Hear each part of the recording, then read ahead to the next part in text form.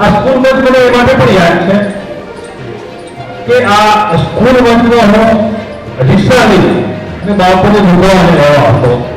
મારી પસંદગીની જે સ્કૂલો હતી અન્ના, સેન્ટ જેવિયર્સ અને માલગઢની સમય ભૂગોળ છે ખબર નિર્ભર કરેલી વાત છે. તો માલગઢથી બાળકો લાવતો મૂકતો બાળકોની જવાબદારી હતી. એ સમય ઈશામાં બગલખરા લગાડવાના કામ કર્યું હતું. બાળકોના વાલી કરતા જવાબદારી મારી વધારે હતી. બાળકો ભણતર કેવું છે વાલીને રિપોર્ટ કરતો દરેક બાળકને પણ ભગવાન કરે.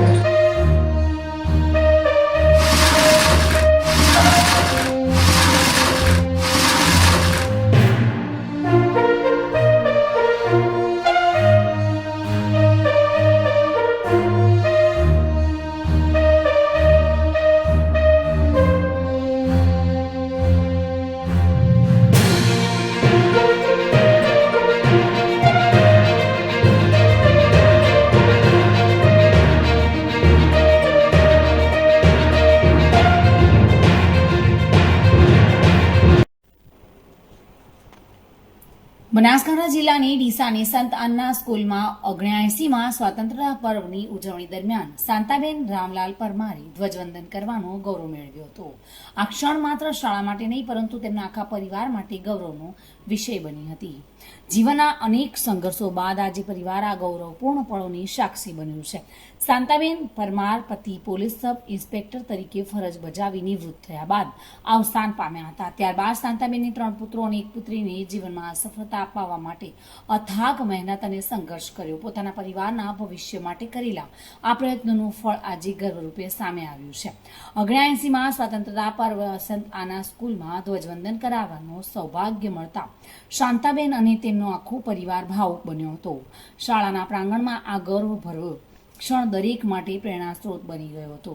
સંઘર્ષ, મહેનત અને અડગ સંકલ્પના સાક્ષી બનેલો આજનો દિવસ શાંતાબેન અને તેમના પરિવાર માટે અવિસ્મરણીય બની ગયો હતો.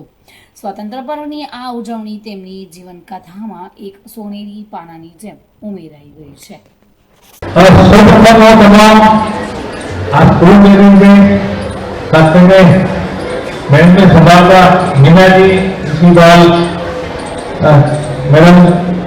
અને સ્ટાફ કદાચ એવા લોકો સાથે મારે સીધો લાભો તે વખતથી હોતું.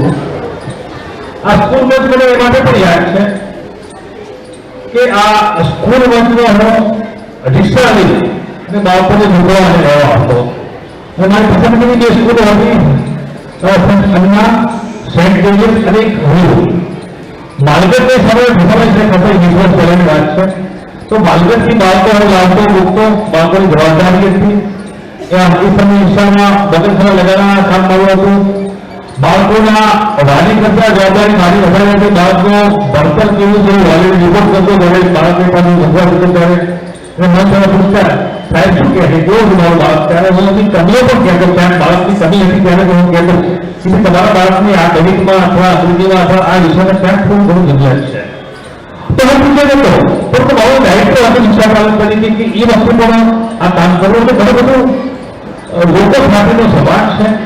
સંત અન્ના સ્કૂલનો આજના 81મા સ્વતંત્ર પર્વ દિવસે આ તમામ સ્ટાફના પરિવારનો ખાસ કરીને મેનેજમેન્ટનો આભાર એટલા માટે માનું છું કે આપની સંસ્થાએ આપના જે પણ મેનેજમેન્ટના ઉચ્ચ અધિકારીઓ છે તેઓ ડીસા જેવા નાના શહેરમાં અંગ્રેજી માધ્યમથી બાળકો ભણી શકે તેવું હિત વિચાર. સ્વતંત્રતા અભિયાનમાં સંત અન્ના અને સેન્ટ જેવિયર્સની સ્કૂલો છે એ ડીસાનો ગૌરવ છે. આવા બાળકો કે જે અંગ્રેજી ક્યાંક બોલતા થાય કે ફાફડો અંગ્રેજી બોલે છે, ભણતા અંગ્રેજી બોલે છે, તે અંગ્રેજીમાં આ સીધી ભાવો આ સ્કૂલોનો પણ છે. સંતના સ્કૂલનો સમગ્ર ડીસાવાસીઓનો ખૂબ આભાર માનું છું. સ્વાતંત્ર્ય હવે જરૂરી વિજ્ઞાન છે. બાળકોના પ્રાઇમરી લેવલથી શિક્ષણ અને તે બાદનું જે શિક્ષણ છે તે બહુ પણ છે શિક્ષણ. જો કે સંતની સ્કૂલો છે એ ખૂબ જ ઓછા દરે સારું શિક્ષણ આપે છે. અને ચોક્કસથી વાલીઓને કહું છું કે આપણે જે પસંદગી કરી છે પ્રકારની સ્કૂલો એ ચોક્કસથી મુખ્ય પ્રવાહ ધર્મમાં જ્યારે અંગ્રેજી ભાષા અને અન્ય જ્ઞાન વગર જે વસ્તુઓની જરૂરિયાત તમારા બાળક માટે છે ત્યારે આ પ્રકારની સ્કૂલો ખૂબ જ જ્ઞાન વર્ધકો તમામ જાતનું જ્ઞાન આ શાળામાં આપે છે. આપણે આજના દિવસની વાત સ્વતંત્રતા અપાવવામાં તો દેશના સ્વતંત્રતા આપવામાં જે શહાદત વહાવનારા અનેક જે નાની ભૂલો છે તમામને આજના આ પ્રસંગે આ મંચ ઉપરથી સખત વંદન કરું છું. તમામને શ્રદ્ધાસુમન અર્પણ કરું છું. આઝાદી એક મોટું ભગીરથ કાર્ય તો દાયકાઓ સુધી અંગ્રેજોની ગુલામી અને ગુલામીમાંથી બહાર નીકળતા અનેક લોકો પોતાના પ્રાણોમાં નશાવા કર્યા હતા, બલિદાન આપ્યા હતા, શહાદત આપી હતી. અને આજે આપણે સ્વતંત્ર ભારત દેશના નાગરિક તરીકે ગૌરવથી જીવી શકીએ છીએ. ગૌરવથી વિકસિત દેશોને ભારત પાંચમો સૌથી મોટો અર્થતંત્ર બન્યો છે. બાળકોને પણ ખાસ કે તમારા જે ગૌરવવાળા શિક્ષકો છે ક્યાંક ધીરે ધીરે રહીએ તો દાવો થતો તો પૂછજો અખાડાના તમામ શિક્ષકોને દિલથી ઓળખો છો, નજીકથી ઓળખો છો. પણ જ્ઞાન મેળવવાનો ખાસ આગળ રાખજો. કારણ કે પ્રાઇમરી જે પાયાનું શિક્ષણ છે એ આગળ ત્યારે જશો જેટલો પાયો અહીંથી મજબૂત હશે એટલો પાયો આગળ જતા તમે તમારા ભવિષ્યને ઉજ્જવળ બનાવવા માટે જે તકો છે એ તકોને કેચ કરી શકશો. તમામને પુનઃ આભાર. તમામને 79 સ્વાતંત્ર્ય પર્વની પુનઃ શુભકામનાઓ આપું છું. Thank you. સમગ્ર દેશ જ્યારે 15મી ઓગસ્ટની ઉજવણી કરી રહ્યો છે ત્યારે વીરાંગનાઓ બનેલી જે બાળાઓ છે સુંદર ડ્રેસીસમાં છે અને તેમને સુંદર પરફોર્મન્સ પણ કર્યું છે. પરંતુ તેમનામાં પણ કંઈક કહી શકાય કે દેશભક્તિની ક્યાંક લહેર જોવા મળી રહી છે. તેઓ પણ એક સંદેશ આપવા માંગે છે. ભારત માતા બની છે, ઝાંસી કી રાણી બની છે. શું કહેશો આજના દિવસે કેવું અનુભવી રહ્યા છો?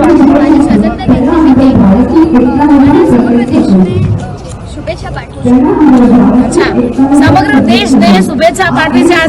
આજનો દિવસ એટલા માટે ખાસ છે કે કેટલા એવા વીરો હતા જેઓ શહીદ થઈ ગયા અને જેની યાદ કરીને આજે અનેક બાળાઓ અને કહી શકાય કે બાળકો પણ દરેક સ્કૂલમાં, દરેક સરકારી કચેરીમાં સુંદર મજાનું પરફોર્મન્સ કરે છે અને આ રીતે આ દિવસની ઉજવણી ખૂબ ધૂમધામપૂર્વક કરતા હોય છે.